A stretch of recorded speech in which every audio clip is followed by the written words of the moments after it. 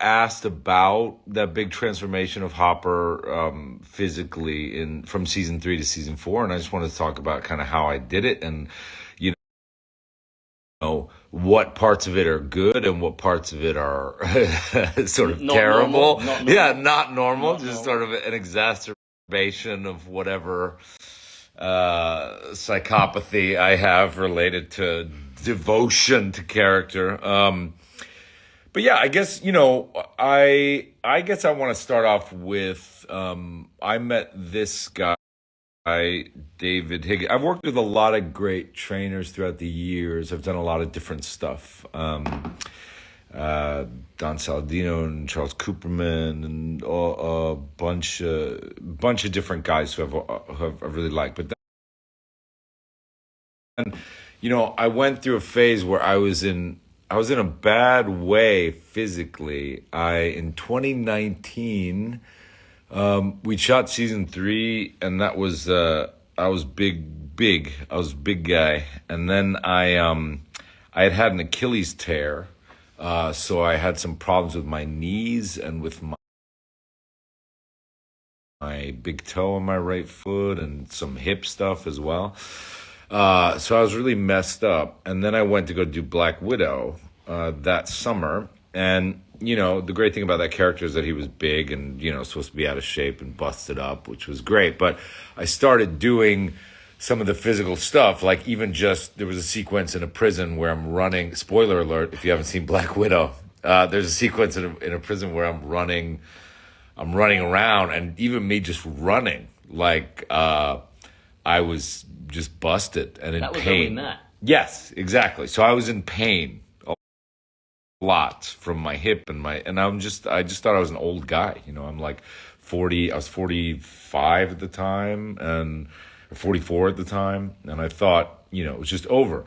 And so they had a guy here on Black Widow to help us out, who was helping out. I mean, you were keeping people in shape and keeping people in shape and keeping people like that as well. Well, right? we're mitigating against the stunt injury. Sorry, yeah. But those stunt guys like to injure themselves in general, don't they? They like to true. Throw themselves up They're against. a different breed. Yeah, they are a completely different breed of psychopath. But yeah, so you had this thing where you're doing PT, but you were also sort of training some of the cast if they wanted to. It was voluntary though. It wasn't. Yeah, like for you guys. Yeah, absolutely. I was just there as a bit of a comfort blanket just in case. Right. And then your knee was giving you a bit of grief, and it came down. You're like, oh, my knee's a bit busted, but I can't do anything about that right now. And I'm like, why not? And you're like, well, this is just how it is. This is just how it is now. I'm like, what? How old are you? What? And then we got talking about what you've been doing, how you've gotten where you've gotten to, and what you want to do in season 4, really. But actually, no, it was about because of the flashback scene in Black Widow. Yeah. And you're like, I need to lose some weight to film that flashback scene. Yeah. And and you said, I want to lose, what was it, 40 pounds? Yeah, 30 we pounds? had I mean, as much as I could, I think, but like 40 pounds sounds about right. But we shot the whole movie, and then we were going to shoot the flashback at the end, and I thought I could lose weight to the movie. They could pad my suit throughout the movie, and then I could be thinner for when we met him in Ohio. Yeah. And so you and I started working on how to do that, and we approached it differently than I'd ever approached it in the past. So how I generally work is that I try and build from the baseline up. So I'm like, okay, what are your injuries? What are the things you're carrying? Why is that possible? And how we can iron the creases out as we progress. And for you to lose the weight was a goal in mind at the time.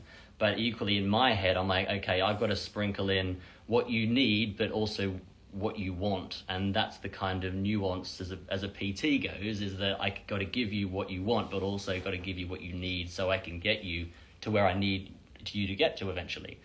And so we started on the journey, and a lot of it was just reconnecting how you feel around your body in regards to muscle activation. Where are the imbalances? Why are they there? Through post injuries, how do we correct that? and also just teaching or leveling you up on what your body is capable of actually doing, and not necessarily resigning yourself to the fact of, well, this is me now, I've got mid-40 spread on and I'm done. Yeah.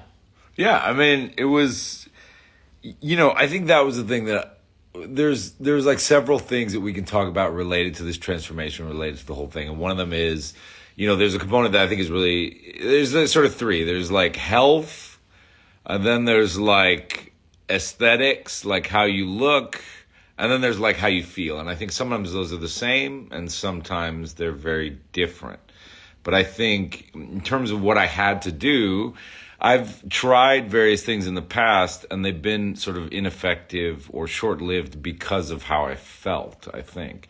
And so I think the way we started that was really interesting to me was we started with simple, like, as you say, like activation. Pilates-based movements, basically. Yeah. I brought you way back down to the floor again. I'm like, well, if you can work out our bodies, our central nervous systems, I don't want to go too far into the weeds, but if we're on the ground, then we're at our safest psychologically. And so we have to activate first, create that sort of safe environment of glute activation, core control, how to breathe, like literally how to breathe. And we'll go into that in a minute with the whole going through COVID. And just feeling what's going on and correcting yourself as you get stronger, correcting yourself through the more and more advanced exercises that we load your body with. So it's postural dysfunction correction first, and then from there we build out.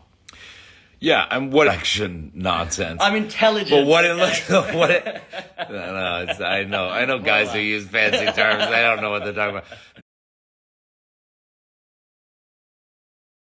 No, what it looks like is really boring crap.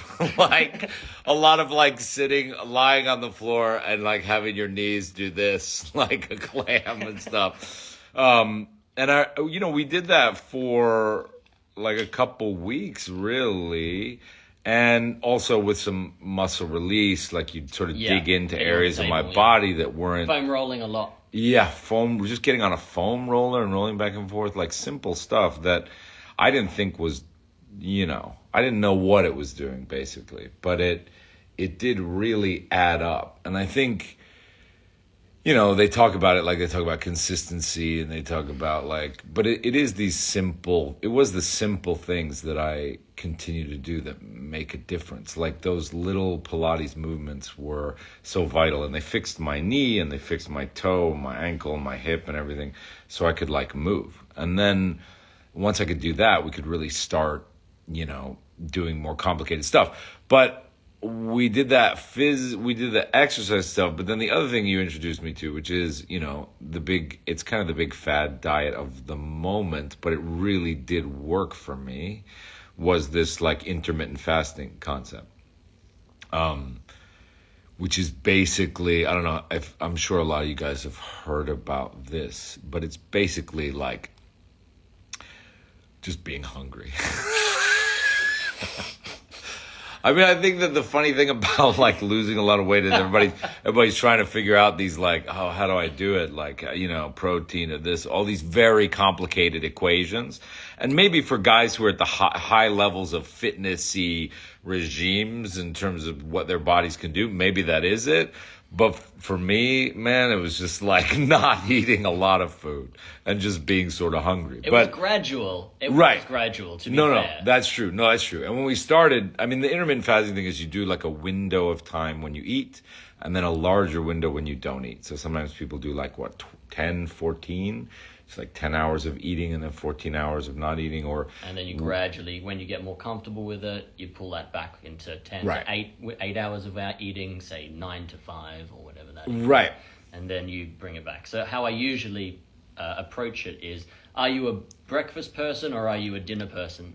And most of the time people are dinner time people, but sometimes people are like, oh no, I can't do without breakfast. So you're fine, whatever is the most important meal of the day to you, within reason, then you start, say you're opening up that window when you start breaking your fast, hence breakfast, right? And then you work within an 8 to 10 hour window of that. And then gradually, when you start to go, oh, this is actually not too bad, I can do this, then you start pulling back the window into smaller frames of eating windows, and then they're effectively not eating windows, so your body can digest, and then it can start to really shift a lot of the. You can use your fats as a fuel source, basically, as opposed to whatever you're putting in your mouth at the time, which we do too often all the time anyway. Yeah, somebody just said, can you spread that throughout the day? I mean, the idea of this intermittent fasting thing is that you're giving your body time to go into ketosis, right? Which is when it starts to, or autophagy, to use a big word. This is, apparently there's something where the body begins to eat itself, which is a good thing, right? By the way, I'm not a doctor. I'm not an authority on any of this. This is really just my experience and my, what happened to me. What worked for you. Right, what worked for me, what worked for you, yeah. But yeah, you give yourself a period of where you're not like having a little snack or anything. So, when you're doing the 8-16, let's say, I would try to do, in the beginning, I did it like, I think I would do like noon to 8. So you wouldn't eat breakfast, and then you also wouldn't eat at night. And that was really hard for me the first couple months. I remember going to bed, because I won't go to bed till like 11 or 12, sometimes 1 or 2 in the morning. And that was really, I remember being very hungry, very angry and hungry. But I would do it, I just stuck with it because I was so motivated to. First of all, I started to see results pretty quickly. And then I just became more and more motivated to get ready for the new season. And, there's so many things that were motivating me.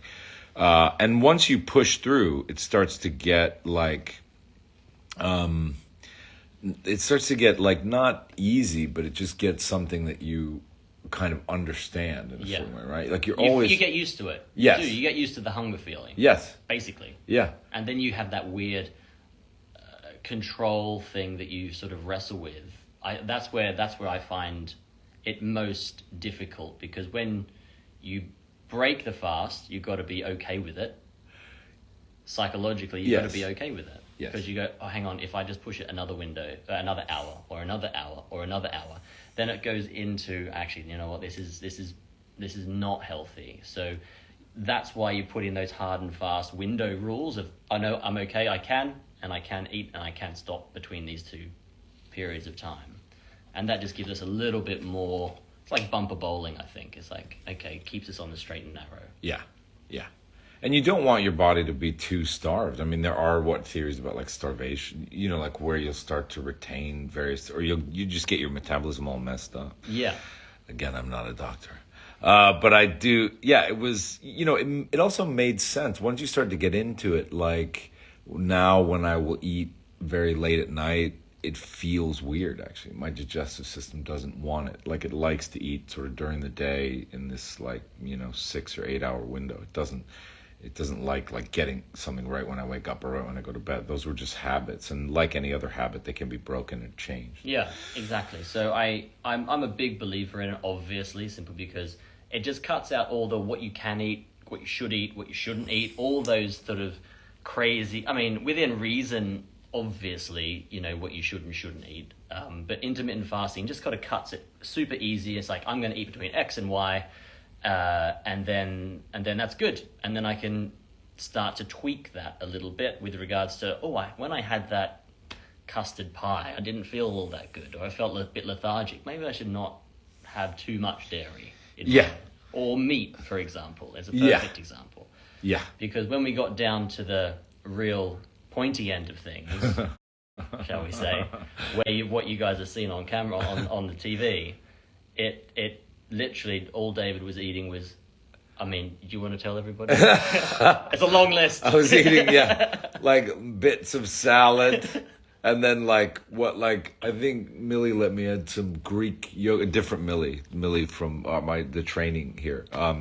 Let me have some Greek yogurt. I think I would do Greek yogurt and like a little meager salad for lunch for the last, I think it was like a week.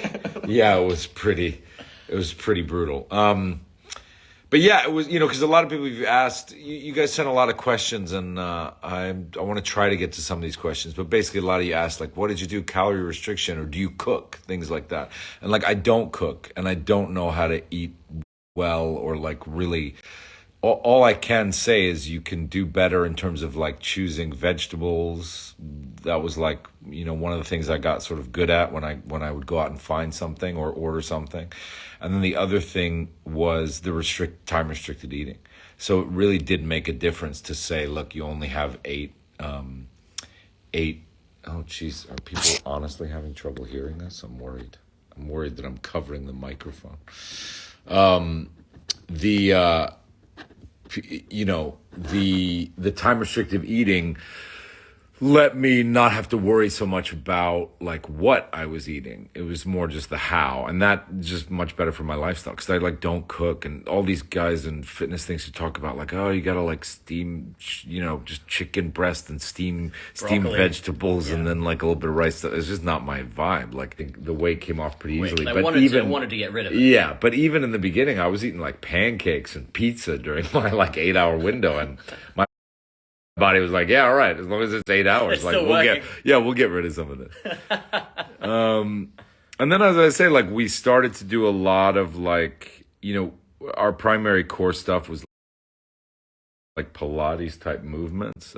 David does a lot of Pilates stuff. We had a reformer machine that we got on set, and I was doing that pretty much every day. We would do like 5 days a week, right? Yeah, every day. Yeah, 5 days. Monday to Friday. About an hour long each session.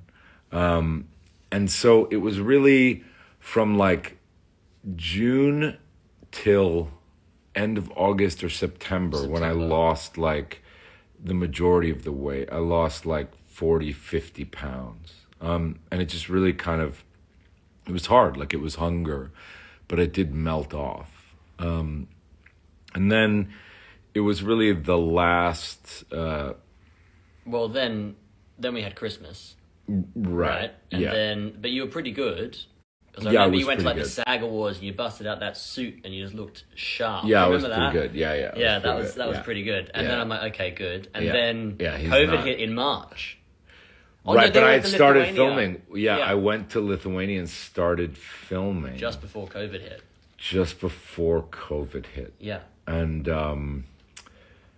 so we were in Lithuania filming some of the stuff, and you didn't see any of my body, but you could see in my face that there was like a lot of weight loss, and that was February. So it had been like, like about 7 or 8 months where I lost like, 70 pounds, which is dramatic, and I wouldn't like recommend it to other people, that dramatic of a shift. To be fair, I've never seen anybody keep it to such a strict, like you were just dialed in. You were dialed in and you were just like, I'm doing this. And I had never seen anybody be able to shift so much weight in such a short amount of time either, to be honest. Like it wasn't you're not normal. I am a psychopath. Yeah. I mean, clinically diagnosed.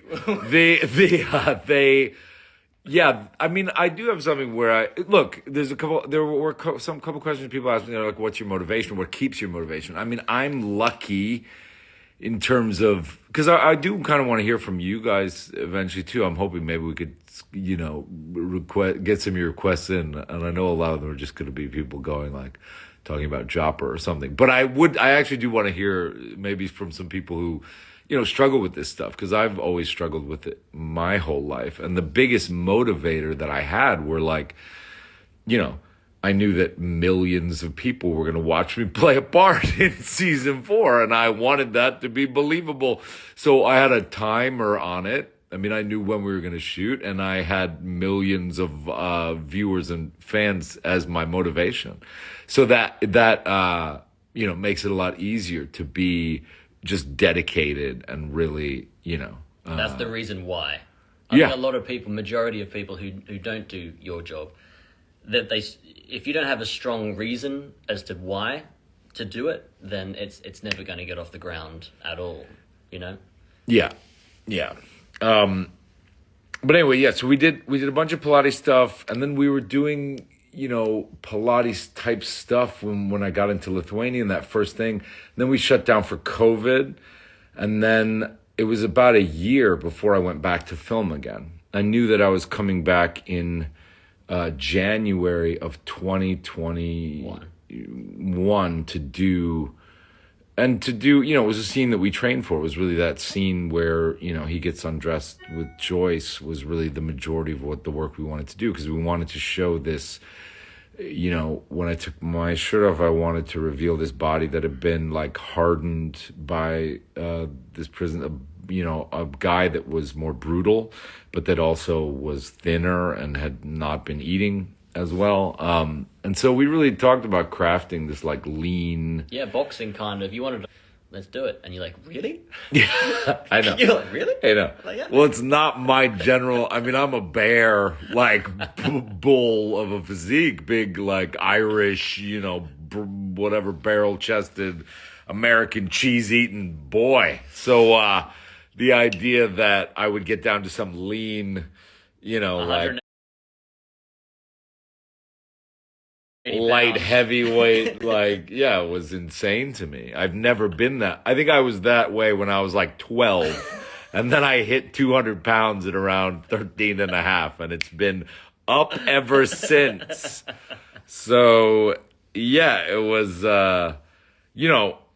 it was a very so we trained for during the pandemic, and I went off and did some of the movies, and I did some other different types of stuff because it was a year. Like, we knew we had a year where I had to maintain somewhat of this weight. I could go a little bit up because we had time. Yeah, and also the 185, 190 thing is not my natural weight. It's not somewhere where I really should be either. We hovered at around 220. Yeah, 220 was always good for me, like 215, 220. Yeah. But then. And then during that time I did a movie in Detroit, and I was suffering some panic stuff from all the COVID stuff. And I would go out and run, do some very steady state cardio, which I'm sure you guys have heard of, which is like low, like I'd keep my heart rate at 65% of my max, 130, 135 for like an hour or an hour and a half. And it really regulated my breathing, helped me to, relax in this tense, crazy thing we were all going through, because I was really going through some bad anxiety. And then you and I would do like kettlebell workouts over that's all we had. We only had kettlebell workouts or club bell workouts, because we didn't have huge amounts of time, because it was like, okay, lockdown. I remember driving to your house and just giving you like kettlebells. I'm like, take this. I don't know when I'm going to see you next, but that's my lockdown. Like, literally, I had you every day, like religiously every single day, and you got me through COVID just as much as I got. But it's true. It was just about consistency in that phase of life for everybody. Yeah. It was like, okay, I know I've got David at. Yeah, it was really nice to have that routine, right? Yeah. And to have something to look forward to, because again, with all that, or do plays again, I was worried we'd never had film production again. I mean, when it really hit in March and we were thinking that crowds would be, I didn't know if people would be able to get together again. It was really terrifying. And so, yeah, to have that thing where, look, we're still going to train for this thing, whether or not it ever happens again, but it's still something to look forward to and something to do. And yeah, my whole relationship to my body changed. My body had been something that had been, I've gone through phases of training with my life in various roles and things like that, never as intense as this, but it's never been my favorite thing, my body. My mind has been... I've enjoyed a lot. It's sometimes been problematic, but I've enjoyed its complexity. My senses, my various things about myself, but my body's always been a very tricky one. I've never been a physical guy. I grew up, I never played sports. I was always like, more nerdy kid reading books and playing video games, crap like that. So my body was a bit of a foreign, thing. And so this type training really got me into I don't know, I just felt like Physical literacy. yeah, exactly. And I felt like I could trust this machine I was in more. It could do things. I mean, I remember, like being in New York and trying to like sprint across the street when I was back. As I started to do that, I was like, nope, that's over. Like I was like 44, that ends sprinting across the street. And then now it's like, my body can do those things. And I mean, it's those little things that I'm really grateful for, that I don't have aches anymore in my knees and in my hip and stuff because I've strengthened like my core and things like that. Those are the things that are really invaluable.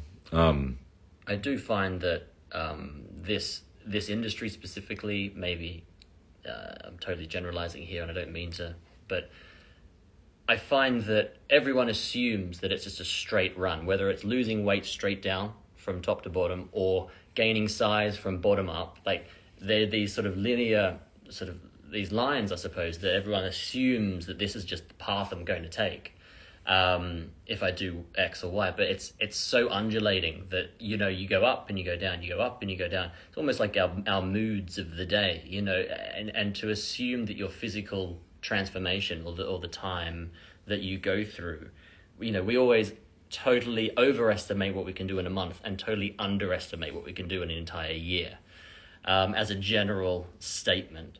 And it's like, it's these little things that we can implement every single day into our body, which might switch us out of a mood, which will therefore change the way that we eat that day, or go for a bit of a walk. It's the little movements, or different changes that we can approach or deliver a more positive decision for ourselves to go forward. But it's a change, it's a battle, isn't it? Every single day. Yeah, totally. Questions? Yeah, let's answer some questions, because I took down some of your questions that you guys sent. All right, let's see. That one girl, PDX, says, did you notice a change in how the external world treated you after your glow up? Yeah, a little bit. I mean, I'll tell you what, like the one thing about even doing this Instagram and stuff is like, the one thing that I struggle with, and especially on Instagram, it's like hard to even talk about this because I feel like the medium is just built for it. But like, I struggle with my own narcissism, and I'll tell you what, like, when you're getting in shape and you're doing that scene and you're all underweight and, like I look at myself in the mirror like a lot more. And when I'm myself in the mirror as much, you just pass by mirrors. And I have to say that in and of itself is a reason to not be so in shape because that that narcissism is just such a time sink. It's just such a time waster, all that concern about perfection. And so, yeah, people do treat you differently. But I mean, ultimately, I do feel that it is, the beauty that people should respond to is always the beauty that is within us, and that is, our soul. Even though I'm not a religious man, I do believe that we have sort of a soul that we project out, and And the thing about aesthetics and beauty are ultimately, when you get to know someone, you barely see those things anyway. So it's like a picture on the wall that you see. You hang some picture in your apartment and you look at it for a couple of days, and then it just doesn't even exist. You just pass it by. And I feel like just a bit of that experience. Let's see. What's your ab routine? What's your ab routine? What? Oh, you know what? This is funny. What are you gonna say? You I you know have what a you're funny. gonna say. Yeah, go on. Oh, do you? Go ahead. No. No, I'm gonna make fun of you Yeah, a that's little totally bit fine. because I do think I mean, David clearly just gets amazing results, and I do think that he's funny in the sense of, as a trainer, where he's not like the best Instagram trainer out there who tells you like all the science and how you're doing something wrong.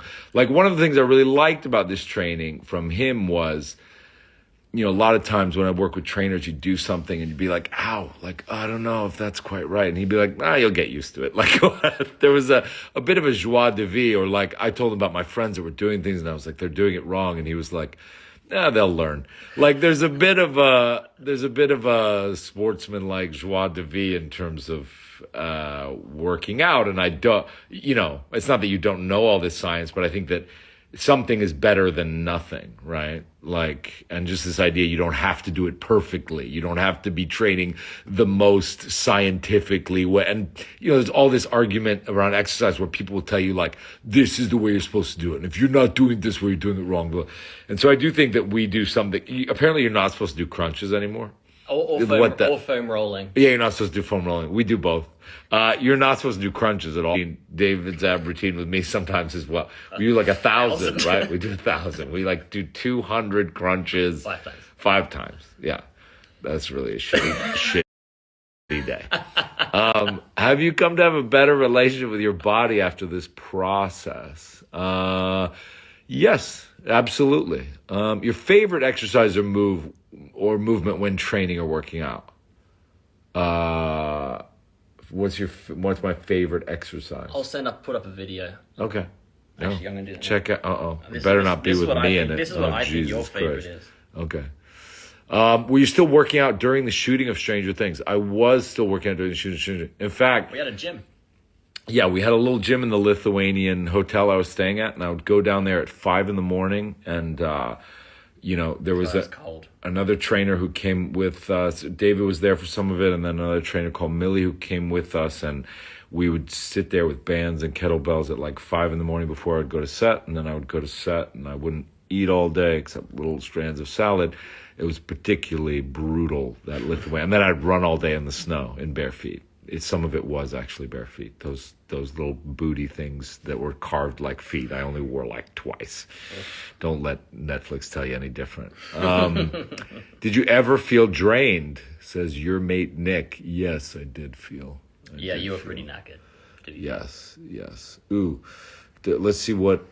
Does your back sound like something is seriously breaking on the foam roller? I feel like something leaves my body every time. Get a softer foam roller. I guess you should get a softer foam roller. What's your maintenance training diet right now? Well, I'll tell you what. So I got this movie coming out in Universal for Christmas, which is, I'm very excited for you guys to see it. I'm very excited, but this past winter I got oh Jesus, look at that. I'm gonna put this on. Look at this beast. There's me on the Pilates machine, working the glutes. Wow, I'm so excited you're posting a video of me on the Pilates machine. I asked for it though, didn't I? Starting this live. I just asked for the whole thing. So I got this movie coming out in December that I got this past winter. We shot it. It's about Father Christmas, Jolly Old Saint Nick, but it's with the guys who made like John Wick and Nobody and Atomic Blonde. So it's a bit of an action movie. Once we get to promoting it, I'll let you know more about it. It'll make more sense, I think. But it's I got big. I went and I got back up to my 270, 275 there. We were shooting. You didn't need my help for that one, no, weirdly. It's crazy that I did not do it healthy either. I asked a couple of people, I was like, what's the healthiest way to get fat again? And they were like, they told me all these things, and then I just wound up eating, pizza and cookies and ice cream and donuts and just like, I had so many donuts. And I have to say, it was so fun for the first 3 days. And then it actually got hard because my mood swings were quick. And I was just constantly eating. And then my body couldn't really move as well. And I was also doing a bunch of jujitsu for this movie and different wrestling, Greco-Roman wrestling stuff. So yeah, it was actually kind of tough to have to eat that much. But so I got big again. So now my diet, I go through phases, and I think we all do. So I'm kind of getting back into it now because I'm doing a play here in London and gearing up for whatever the future holds. I mean, I know that we have season 5 starting up again next year sometime, and I don't know when that starts, but if it starts anytime near season 4, I'll have to get, probably not that thin, but a bit thinner and stronger. So I'm just trying to do it. Now I started doing some boxing when we did Black Widow. I started doing some boxing and martial arts when I was doing the Santa movie too, and that stuff. I do some of that. And then with David, I've been now starting to come in a couple days a week and try to get back into it. But in general, I like to, do something physical every day. I find that it's just, and then I'm trying to get back into the fasting thing of like 6-hour windows, which seem to be really good for me. And then, I'm not perfect at it. I'm not training specifically for anything yet. So it's not like I have to be perfect at it, but just to sort of condition my body is what I'm trying to do. Let's see. Yeah, you do. Pretty much. You work out every single day. Yeah, I do. Oh, this is good. What supplements did you use? Nothing. You don't need to add anything in if you're losing weight. No, because we didn't want to get big or anything, but we didn't do any creatine, didn't do any protein, just ate some food and worked out, and that was it. I drank a lot of coffee, but I do that anyway. Do you want to say anything about... Oh my God, John Glover joined. Hi, John Glover. Do you want to say anything about the whole, when you went down the whole 24-hour and 48-hour fasting windows occasionally? Oh my God, Roberta. Yeah, so at the end of the training, when we were really gearing up toward that day, the old shirtless day, which many actors talk about, I was doing like 2 days a week where I would do 24-hour fasting, which is kind of fun. I mean, again, I'm not a doctor. Don't do this if you're not. I don't know what people are supposed to or not supposed to do. But I did find that we started incorporating these things called 24-hour fasts, which were just like 8 p.m. to 8 p.m. the next day. So you'd eat dinner, and then you would just not eat the rest of the day, and then you eat dinner again. So it's not as hard as it sounds, like 24-hour fasting. But it's definitely not super easy. But it also feels, you go through these phases where you're really hungry, and then you go through these phases of tremendous clarity too, where like, your body is, I guess, I still think it's eating itself, but it has to be, right? I mean, that's where that fat goes. It's just eating itself. Yes, using autophagy. Yeah. Somebody won a Nobel Prize for it, I'm telling you. Okay. All right, let's see. So I didn't use any supplements. When were the results visible? When did you start getting used to training? Quick. Did it get the results, because I was so big, because I was like 270, 275, the results didn't take that long because my body's not really meant to be that big, I think. So it really was a couple weeks and I started to see it come off. But then, as I say, once I hit a plateau, like around 230, 220, it started to be much harder and I had to get much more strict. That's when we dialed everything in a bit more.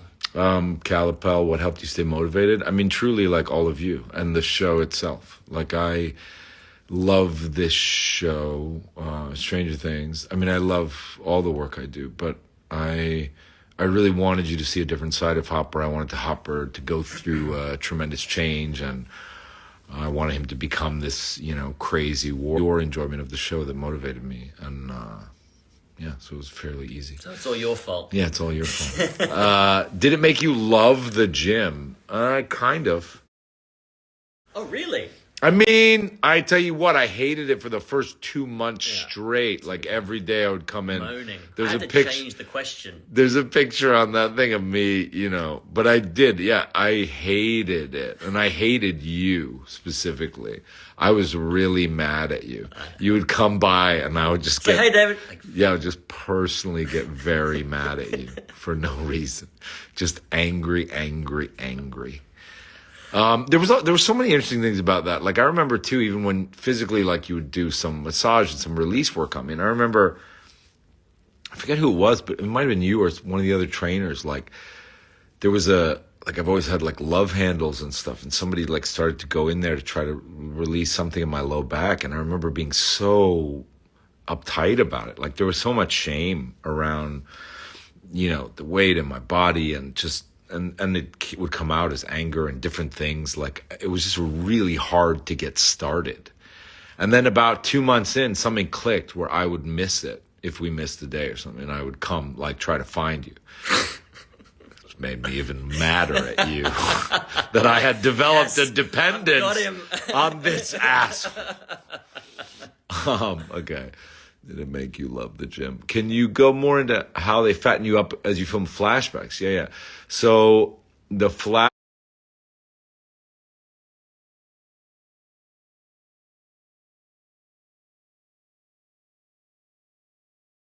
um, piece that was here and it came here and it was done by this guy Barry, who's an incredible makeup artist, but it was an entire prosthetic flap and neck and everything, so it gave me a bit more weight. My face was different, and then yeah, we shot that was pretty much all practical effects, the flashbacks, which I was amazed by. Did you practice fasting? Good tips that work for you while for you to not struggle. Yeah, as I say, like I did a lot of intermittent fasting. The tips are just, just keep going. And I mean, there was something I read where they were like, no milk in your coffee, no like little sugar or anything, just coffee and water, black coffee and water. And I don't know if that's a thing about insulin levels. I've read varying things and the internet, everybody has an idea about what it is or isn't. But I will say this, that if I'm eating just even a little piece of bread or something, or just a little thing, it makes me want to eat more. Whereas if I'm just being very strict and crazy about it, I'm better.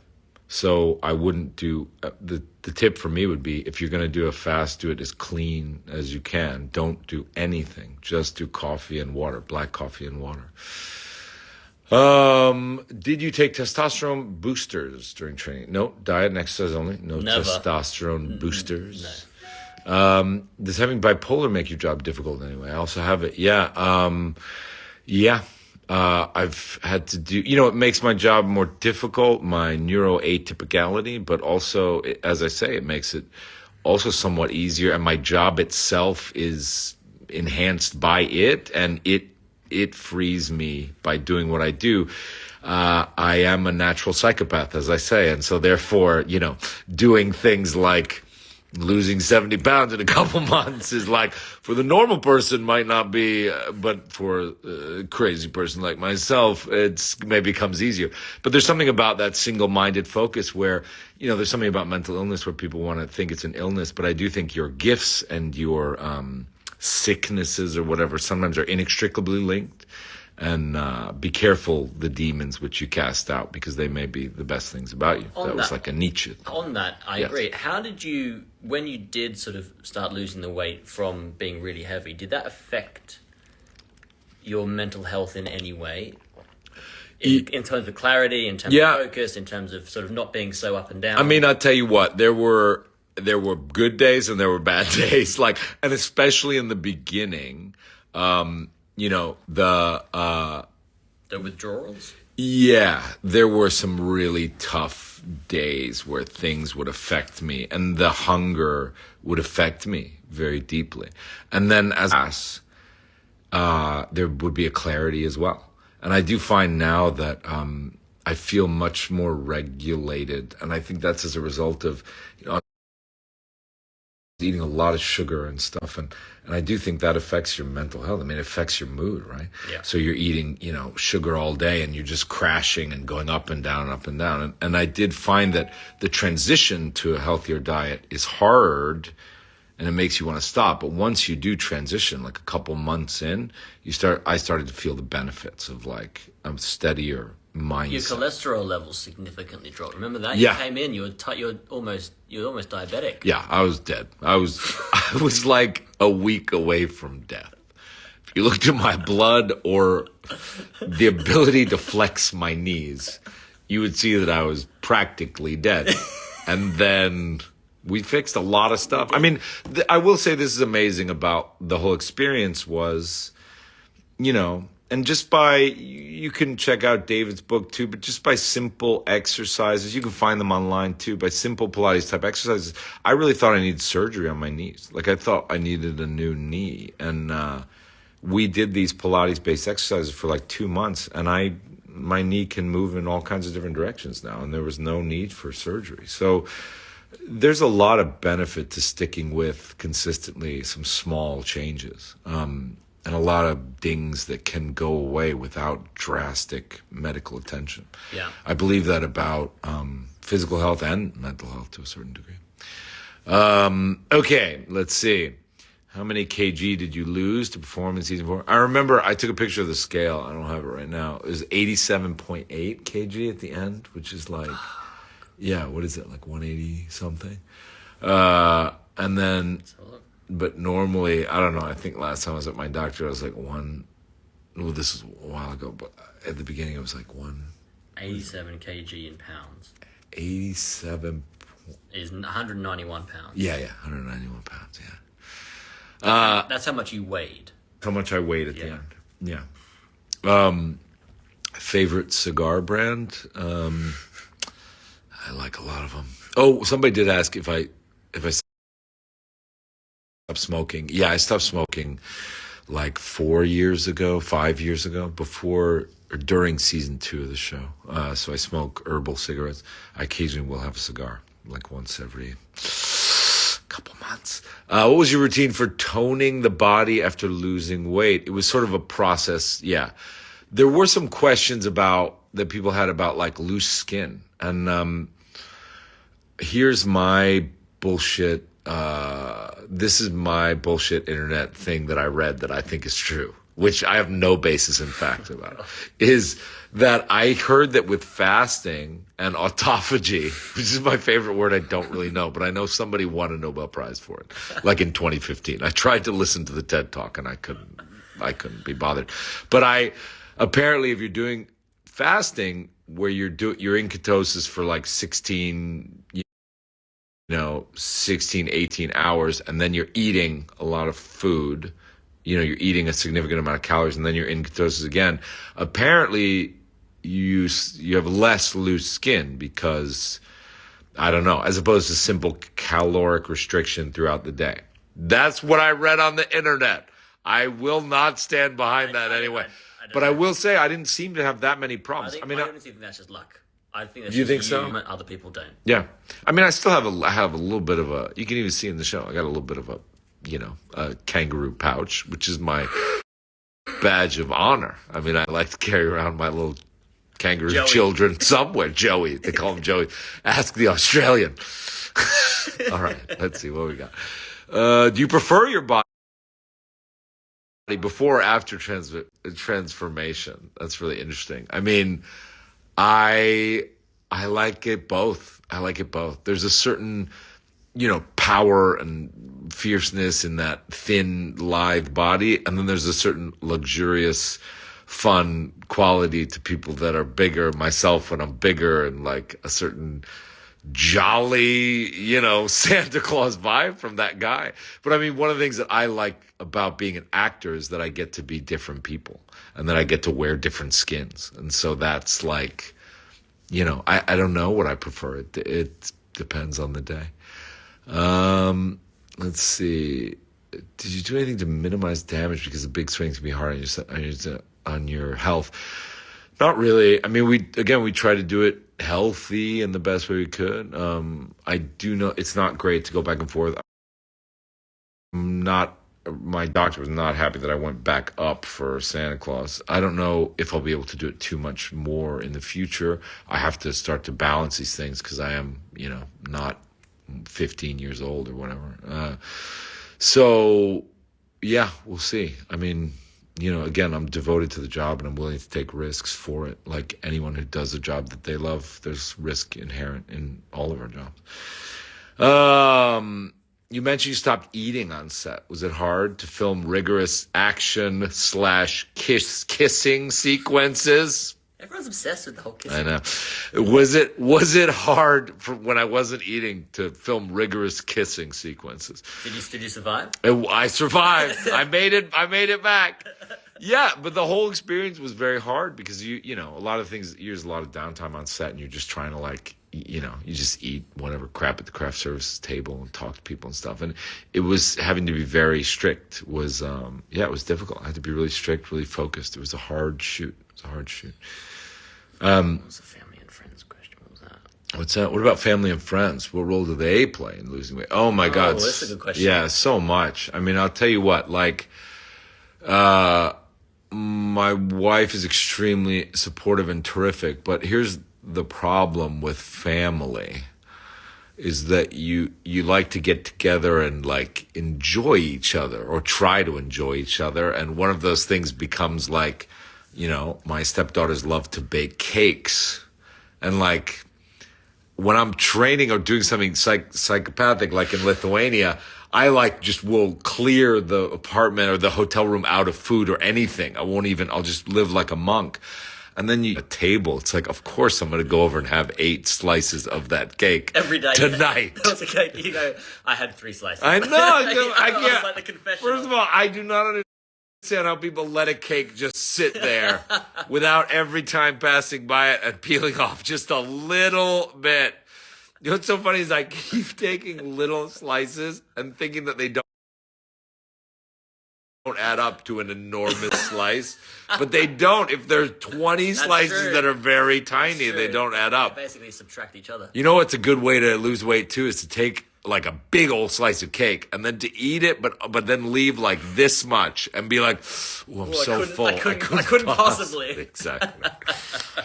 Yeah, family's hard, And then the other thing about family is they love you for you, how you are, probably, And I think that change scares everybody to a certain degree. They can also be very supportive, I'm lucky that my family likes me being an actor. And they are very supportive of me, but it's definitely a complexity in the mix.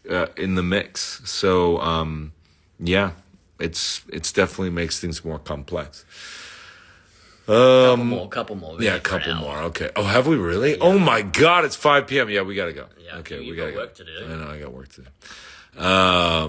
You travel back in time. Fitness regime day 1. What do you say? I say. Oh yeah, that's a good question. I tell you what I don't say. You travel back in time to day 1 of your fitness thing. What do you say? I don't know what I say, but I'll tell you what I don't say is that it's going to be this hard. It's going to be this hard to do it. Like the hard thing that I went through, the understanding of how difficult it actually was. Had I known that at day 1, I don't know that I would have mentally been able. It's almost like, building a house, would you ever go back and do it it's again? It's like never again. Yeah, but then you do it and you love it. Yeah, you love it. Exactly. Yeah, okay. I mean, whatever. We told you a little bit of stuff. I hope you enjoyed it. It was very enjoyable talking to you and reading your questions and stuff. If you have any more questions, obviously add on to them as well. Check out Dave Higgins London. Is that what it's? Sorry, David. What is it? David Higgins London. That's it. On Instagram. He's just a terrific trainer. Like last year, that horrible actor in person, Kumail. Remember we worked out together? Yes, David had trained him when he got all ripped and, David's just a great trainer and really supportive and really in it for the right reasons and, is all about sort of health and then occasionally allows psychopaths like me to come in and do something crazy. But, thank you guys for your interest and certainly for your love of the show. We really love making it for you, and I love pushing myself as hard as I possibly can to make this character as rich as possible, and this was definitely one of the major things this season that we worked on. So anyway, thanks again, guys. Love you guys. Talk to you later. Thanks, guys. Bye. Bye.